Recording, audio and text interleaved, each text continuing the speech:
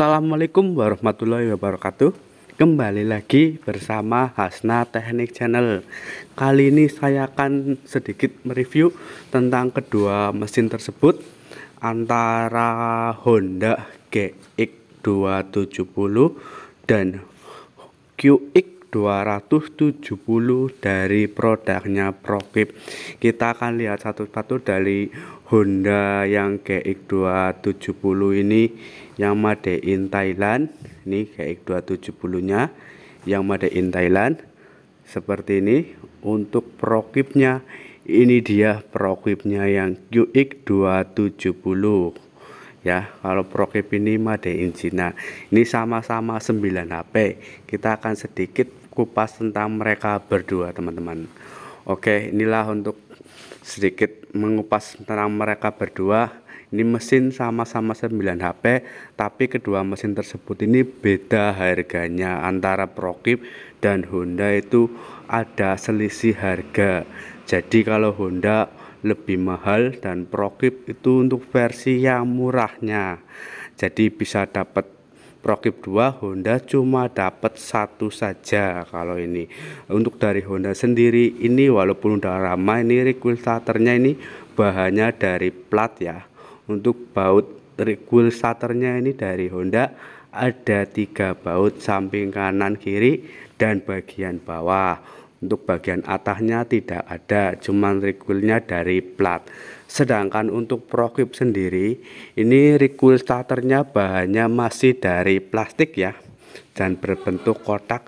Ini terdapat 4 baut pada regulatornya, yaitu pada kanan kiri dan atas bawah. Itulah yang sedikit dari perbedaan dari regulatornya udah kelihatan antara Prokip dan Honda. Untuk karburatornya sendiri, ini Honda biasa menggunakan Keihin ya. Karburator dari produknya Keihin ini udah cukup bagus ya, udah kualitasnya udah terjamin lah. Kalau udah dari Keihin udah terjamin bagus ya, tahan lama. Kalau dari Prokip sendiri ini menggunakan Huangmi, dan setelan anginnya pun ini udah dipaten, jadi nggak ada setelan anginnya. Nggak seperti dari yang produknya Honda yang kayak ini tuh masih ada setelan anginnya. Itu untuk yang pabrikan Thailand. Kalau dari knalpotnya sendiri, ini Prokip seperti ini. Knalpotnya bahan-bahan platnya lebih tipis ya, nggak terlalu tebal. Untuk bawahan ini bonggolnya atau elbownya seperti ini, ada 3 baut yang menyangga di bawahnya. Ini untuk produknya Honda. Ini knalpotnya ada sedikit corong yang membelokkan arah asapnya ya, jadi lebih ada tambahan ininya. Kalau untuk Prokip itu enggak ada tambahan corong ininya, jadi langsung polos ke belakang aja. Kalau dilihat dari dek samping, ini Prokip lebih mengkilap dan lebih putih ya. Walaupun ini lebih putih, tapi bahannya ini teman-teman bisa lihat sendiri, ini bahannya seperti ini, jadi agak kasar-kasar dikit, nggak terlalu halus banget lah. Kalau polesan ini ya masih kurang halus. Cara pengerjaannya juga bahannya agak tipis daripada yang punyanya Honda. Kalau Honda seperti ini, pengerjaannya ini lebih halus dan lebih rapi. Walaupun udah 1 tahun pemakaian, tapi masih terasa rapinya. Cuman ini kotor aja, dan halusnya pun bahannya pun beda. Dari bobotnya pun mungkin ada selisih antara Honda dan produknya Prokip sendiri.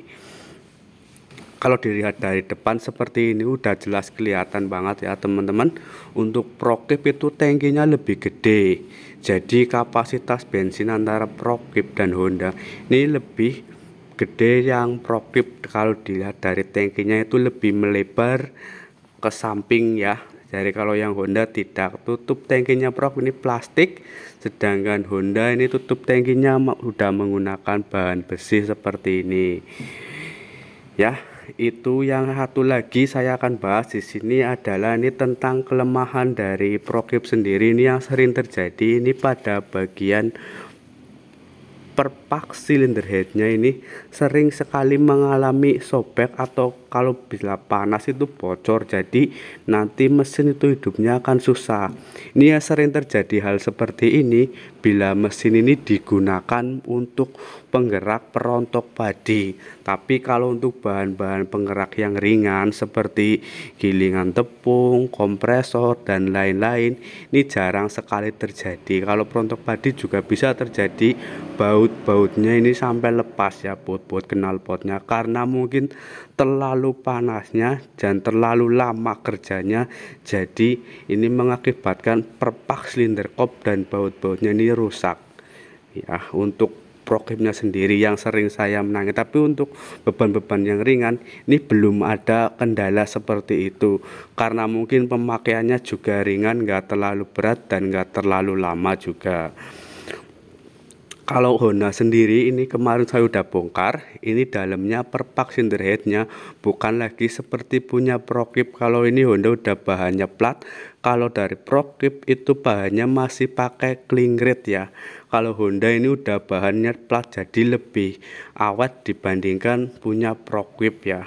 Untuk harganya juga udah selisih jauh antara Honda dan Prokip. Untuk elbownya sendiri ini Honda ini lebih panjang sedikit daripada Prokip ya. Nih lebih panjang sedikit dan modelnya juga lebih lurus ya daripada Prokip. Ini kalau Honda selisihnya mungkin sekitar 1 sentian daripada Prokip. Ini perpaknya ini udah lebih bagus dari Prokip ya. Kalau punya Honda udah plat, Prokip perpak cylinder headnya masih pakai klingrit ya. Itulah teman-teman yang bisa saya sampaikan. Untuk teman-teman sendiri silahkan memilih mesin sesuai dengan kebutuhan teman-teman. Misalnya teman-teman mau menggunakan perontok untuk perontok padi yang kerja berat, saran saya mending Honda sekalian.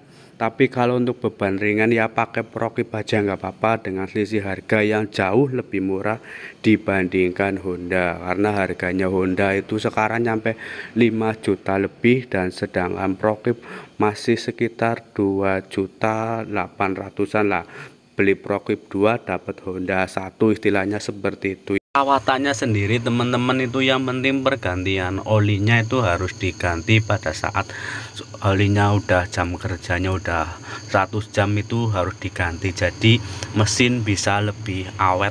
Businya sendiri juga itu harus sering diperhatikan ya, minimal itu 6 bulan sekali busi harus diganti hingga mesin kerjanya itu lebih ringan, karena businya selalu baru dan percikan apinya masih bagus ya teman-teman. Itulah yang bisa saya sampaikan untuk dua mesin ini antara Honda GX 200 Madain GX 270 maksud saya, dan QX 270 dari Prokip ya. Terima kasih, jangan lupa untuk like, share, komen, dan subscribe. Wassalamualaikum warahmatullahi wabarakatuh.